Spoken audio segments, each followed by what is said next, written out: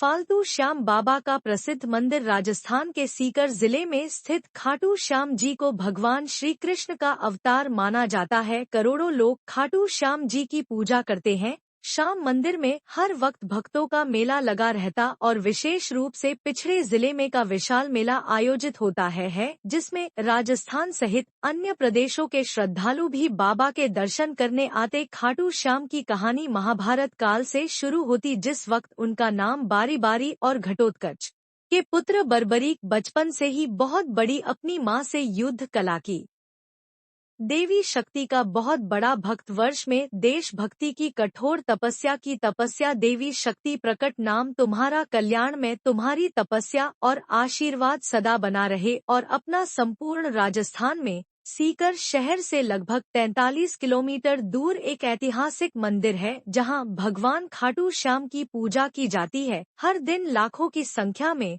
श्रद्धालु भगवान खाटू श्याम को गुलाब का फूल अर्पित करके अपने दुखों से छुटकारा और मनचाही मनोकामना का वरदान मांगते हैं। लेकिन क्या आपने कभी सोचा है कि भगवान खाटू श्याम का इतिहास क्या है? उन्हें यह नाम और सीकर में जहां उनका मंदिर स्थापित है वह स्थान मिला कैसे? तो इस वीडियो में बात इसी विषय पर होगी और मैं आज आपको यात्रा करवाऊंगी लगभग 5000 साल पहले वाले भारतवर्ष की। यह वो समय था जब हस्तिना में अब तक के सबसे बड़े सबसे विनाशकारी युद्ध की योजनाएं बनाई जा रही थी। आप जानते हैं यह महाभारत का युद्ध था। एक और 100 भाइयों सहित कौरव और दूसरी ओर सिर्फ 5 पांडव। पड़ोसी राज्यों की सेनाएं कौरवों और पांडवों की मदद के लिए कुरुक्षेत्र की ओर बढ़ रही थी। सैनिकों की पग धूल से आकाश का रंग बदल रहा था। चारों ओर योद्धाओं की वीरता के किस्से पढ़े जा रहे थे और रात के सन्नाटे में कान लगाने पर मृत्यु का शोर सुनाई पड़ रहा था। दोनों दल अपनी अपनी जीत के प्रति आश्वस्त दिख रहे थे। लेकिन इसी बीच हस्तिनापुर में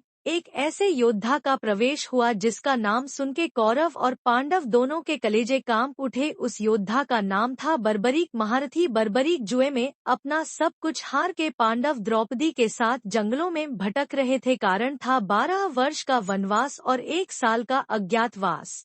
वनवास काल में ही एक दिन महाबली भीम की मुलाकात डिम्ब राक्षस की बेटी हिडिंबा से हुई। दोनों में प्रेम हुआ और फिर विवाह। वनवास के दिनों में ही हिडिंबा ने एक बेटे को जन्म दिया। नाम रखा गया घटोत्कच। घटोत्कच जब बड़े हुए तो उनका विवाह हुआ दैत्य आजमूर की बेटी मोरवी से। विवाह के बाद मोरवी ने 3 बेटों को जन्म दिया। इन्हीं में से सबसे बड़े बेटे जिसके शरीर पर सिंह की तरह बाल थे उसका नाम रखा गया बर्बरीक। बर्बरीक यानी भीम का पौत्र। भीम का ग्रैंडसन बर्बरीक जन्म से ही अजय होना चाहते थे और इसके लिए उन्होंने बहुत कम उम्र से ही देवी माता की अति कठिन साधना शुरू कर दी। माता प्रसन्न हुई और उन्होंने बर्बरी को वरदान के रूप में 3 बाण प्रदान किए। ऐसे बाण जो पल भर में समूची सेनाओं का संहार कर सकते थे, गरजते सागर को सुखा सकते थे और इस धरती को जिधर चाहे उलट पलट सकते थे। बर्बरीक अपनी साधना से लौटे तो उन्हें महाभारत युद्ध की जानकारी मिली। बर्बरीक ने संकल्प लिया कि वो इस युद्ध में उसी सेना की ओर लड़ेंगे जो कमजोर होगी। यही संकल्प कौरवों और पांडवों दोनों के लिए चिंता का सबसे बड़ा कारण बन गया। बर्बरी अजय हैं, यह सब जानते थे। वो पांडवों की ओर से धनुष उठाएंगे तो कौरवों का समूल विनाश तय है और अगर कौरवों को कमजोर समझकर उनकी तरफ चले गए तो पांडवों को परमेश्वर भी नहीं बचा पाए। पांडवों ने अपनी चिंता भगवान श्री कृष्ण को बताई और श्री कृष्ण ने बर्बरी की शक्ति को परखने का निर्माग लिया। एक दिन हस्तिनापुर में किसी पेड़ के नीचे बर्बरी मां भगवती की आराधना कर रहे थे। तभी वहां भगवान श्री कृष्ण का आगमन हुआ। बर्बरीक ने श्री कृष्ण को प्रणाम किया। वासुदेव ने बर्बरी का अभिवादन स्वीकार किया और कहा, बर्बरी देवी मां ने तुम्हें जो 3 अचूक अमोघ बाण दिए हैं उनकी बड़ी चर्चा सुनी है, आज दिखाओ तो सही। बर्बरी ने बड़े उत्साह के साथ श्री कृष्ण को देवी मां के दिए तीनों बाण दिखाए। कृष्ण ने पूछा, यह बाण काम कैसे करते हैं?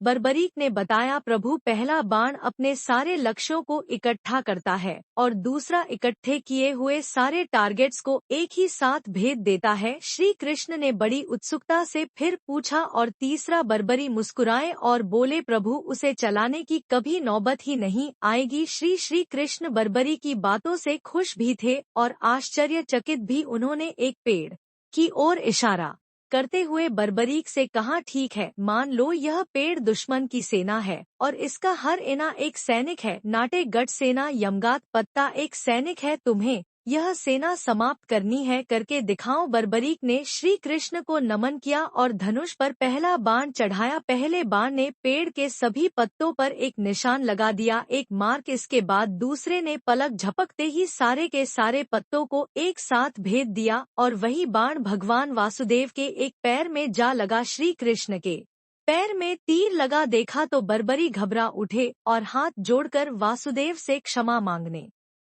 लगे। भगवान श्री कृष्ण मुस्कराए और उन्होंने, नानी तो मैं गगनाला बर्बरी को बताया, मैं तुम्हारी परीक्षा ले रहा था। बर्बरीक, दरअसल जब तुमने पहला बाण चलाया तो मैंने उसी समय पेड़ का एक पत्ता अपने पैर के नीचे दबा लिया था। मैं देखना चाहता था कि तुम्हारे बाण से बचने का कोई तरीका है भी या नहीं।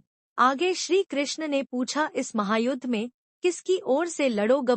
बर्बरीक ने कहा, प्रभु जो सेना कमजोर होगी मैं उसकी ओर से लड़ूंगा, यही मेरा संकल्प है। श्री कृष्ण ने बर्बरी को समझाया, ऐसे तो तुम अपने ही वचन में फंस जाओगे। मान लो आज तुम्हें पांडव कमजोर लग रहे हैं तो तुम पांडवों की ओर से लड़ोगे, लेकिन कल तुम्हारी ही शक्ति कौरवों को कमजोर बना देगी, तो वचन के अनुसार तुम्हें कौरवों की ओर से लड़ना पड़ेगा। और यह क्रम तब तक चलता रहेगा जब तक तुम्हारे सिवाय सारे के सारे कौरव या पांडव समाप्त नहीं हो जाएंगे। बर्बरी भगवान कृष्ण की बात समझ गए, लेकिन वह अपने वचन से बंधे हुए थे। इस व्यवस्था का समाधान श्री कृष्ण के पास था। उन्होंने बर्बरी को समझाया कि वह इस युद्ध में भाग ही ना ले तो उनका वचन भी नहीं टूटेगा और उन्हें धर्म संकट से मुक्ति भी मिल जाएगी। लेकिन दुर्भाग्यवश बर्बरी नहीं माने। अंत में श्री कृष्ण ने कहा, अब तो एक ही राह शेष रह गई है। बर्बरी बोले, भगवान आप मार्गदर्शक हैं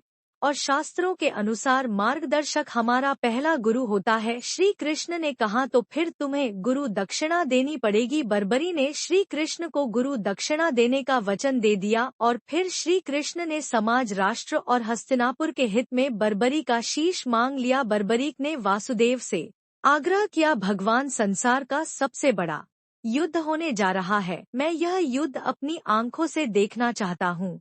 इसके बाद उस महायोद्धा ने वचन का पालन करते हुए अपना शीश उतार के श्री कृष्ण के चरणों में रख दिया। श्री कृष्ण ने बर्बरी की अंतिम इच्छा पूरी करने के लिए उनका शीश एक पहाड़ी पर स्थापित कर दिया, जिससे वह महाभारत के युद्ध को अपनी आंखों से देख सके। बर्बरी की गुरु भक्ति से प्रसन्न होकर श्री कृष्ण ने उन्हें वरदान दिया कि तुम द्वापर के बाद कलयुग में मेरे नाम के साथ पूजे जाओगे, और तभी से बर्बरी भगवान खाटू श्याम के नाम से पूजे जाते हैं।